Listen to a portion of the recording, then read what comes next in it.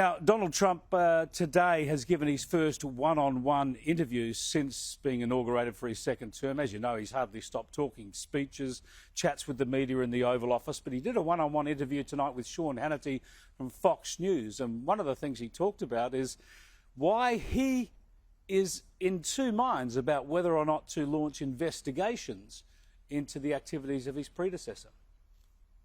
I went through 4 years of hell by this scum that we had to deal with. I went through 4 years of hell. I spent millions of dollars in legal fees, and I won. But I did it the hard way.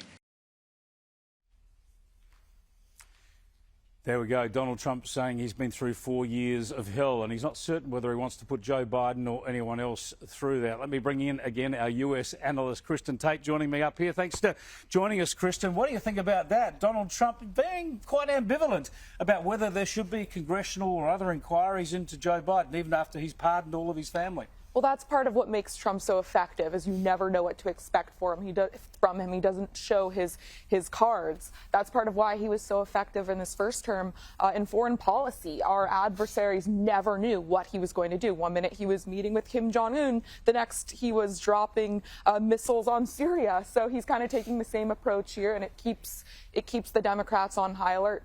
I think also it's very clear Donald Trump is focused on the future, right? Yes. He's done so much, and he's launched so many. He's got so much on his plate. And I think maybe that's something he learned from the Democrats. They were so focused on the past, on him, that they lost sight of what they're doing. This is a bloke who wants to change the country in the future. Yeah, action, action, action. And what I've loved in terms of what he's done so far is so much of it is not just symbolic. These are real actions. You mentioned earlier in the show about the DEI mandates.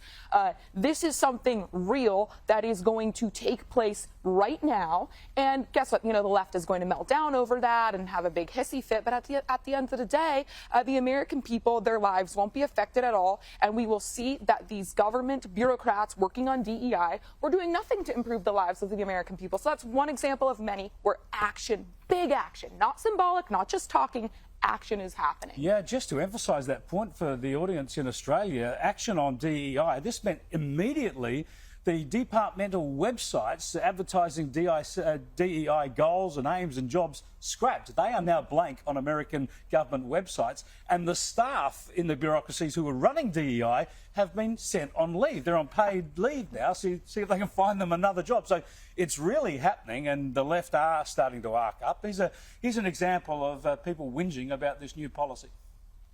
If they make good on their promise of wiping it out completely across government, this stands to impact a lot more Americans than many may realize. I mean, the Biden administration expanded DEI to also include people like women in the workplace, the pregnant women, military spouses, formerly incarcerated, caregivers, disabled vets are also under that umbrella of DEI. So when you talk about completely wiping out these programs, it's not just people of color. It's not just people within the LGBTQ community. It is a wide swath of Americans. And as one group said to me, at some point in your life, every American will fall under the umbrella of DEI and benefit from these programs. Kristen, this is just hilarious. You got to keep DEI because everybody's covered by DEI. So what's the point of DEI? No, the whole thing's ridiculous, and the left will try to scare Americans because of this. But again, we will see what will happen when you get rid of it, which is nothing. The American people won't see their lives any worse for it. And in fact, DEI can be dangerous when you're talking about putting people in charge of things like national security or our airspace because they check a box rather than merit. I love how Donald Trump has really emphasized merit in this administration. In areas such as air traffic controller. Exactly. I mean, what possible use could diversity be there? You want the best people in the job for public safety. I want to go back to this interview, the one-on-one interview that Donald Trump gave in the Oval Office to Sean Hannity. Have a listen to this because this is an incredible insight, I think, into what Donald Trump's thinking and what he's thought about what's transpired over the last 4 years. He's telling us what might not have happened if he had stayed in the White House instead of lost 4 years ago. I felt that we shouldn't have had to necessarily be here. Could have been done, a lot of work. Could have been, it would have been over. We wouldn't have inflation. We wouldn't have had the Afghanistan disaster. We wouldn't have October 7th with Israel, where so many people were killed, and you wouldn't have a Ukraine war going on. Kristen, I think there's a lot of truth in that. I mean, you don't want to look back again, but it's true that Putin wouldn't have been aggressive. It's true that Iran with Hamas might not have been as aggressive either. I mean, this is why he has to catch up on all these big issues now. Yeah, let's not forget, right before Russia invaded, Biden was up there saying that a minor incursion by the Russians would result in essentially a wrist slap. He was weak on Israel, President Biden was, and the whole world was able to see that we had a vegetable as the president of the United States. No one was in charge of this country. It was very clear, while the media was insisting, oh, he's never been sharper than he was. Our foes around the world knew that under President Biden, that was the time for them to take bold actions. We did not see these kinds of actions happening during Trump's first term. And, of course, one of the areas where Joe Biden and his team were so weak was, of course, on the border. Here's Donald Trump on what's happening now when it comes to strengthening border control. We have a lot of great people right now, a lot of great people on this situation. This was a gross miscarriage of common sense to allow people to come in. And I believe the number is 21 million people, and a large percentage of them are criminals all over the world. This is not just South America. This isn't, you know, we talk Venezuela, that's a big abuser, but these are countries from Iran, the Syria? Congo, countries that you don't even think of. The Congo has emptied their prisons out into the United States. Look, it's astounded me, Kristen, and we have border security issues in Australia, but nothing like this. It astounds me just how this issue resonates with people, because there have been so many crimes, because there is such concern about these issues the President referred to then. Yes, Trump says 21 million people have entered the country illegally since Biden took office. It's at least 10 million. It's somewhere in that ballpark. Just for reference for your viewers, our biggest city in America is New York City. 8 million people live in that city. So essentially, the Biden administration imported, without the consent or knowledge of the American people, perhaps several New York cities worth of immigrants, and they are spread out around the country now. In Boston, minutes from where I live, Chris, a couple of months ago, a pregnant woman was viciously raped by an illegal immigrant. You go to hospitals, you face very long wait times. The schools in my area up in Boston are flooded with non-English speaking students. This is everywhere in the United States are facing consequences because of the last administration's open border.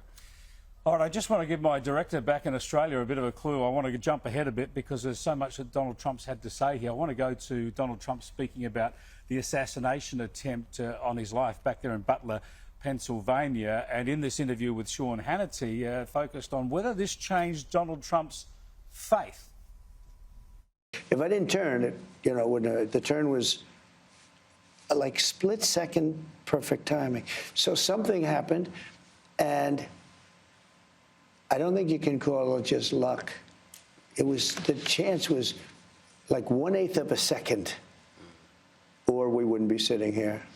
Think of it, in a volume of time, 1/8 of a second, I was in the right position. Do you believe that moment, people say to me, they see a change in you. Do you believe you've changed? Is this, for example, increased your faith in God? Yes, I think so. I don't think I've changed, but I think that has taken place, yeah. Because when you look at statistically, I should never be here. He hasn't changed, Kristen, but he has more faith. I mean, how could he not have more faith after that moment? And I think he has changed. We've seen a transformation take place with Donald Trump. You can see he's more thoughtful, and he really appreciates, he has said this, every day on earth is a gift. Yeah. And I think, how could that not change his perspective? While we're on faith, I want to remind viewers of what the bishop said at the National Cathedral in Washington yesterday. There are gay, lesbian, and transgender children, some who fear for their lives. And the people who pick our crops and clean our office buildings, they may not be citizens or have the proper documentation, but the vast majority of immigrants are not criminals. Okay, there she is. We reminded people of what she had to say right in front of the president. Well, of course, today, she's a lefty hero. I was struck by your tone. You were so gentle. You were so respectful. You were very demure and very mindful. You seem to strike a nerve. You seem to have more fearlessness than anyone in Congress right now, ma'am. My responsibility that morning, yesterday morning, was to reflect, to pray with the nation for unity. I was trying to counter the narrative that is so divisive and polarizing, and in which real people are being harmed.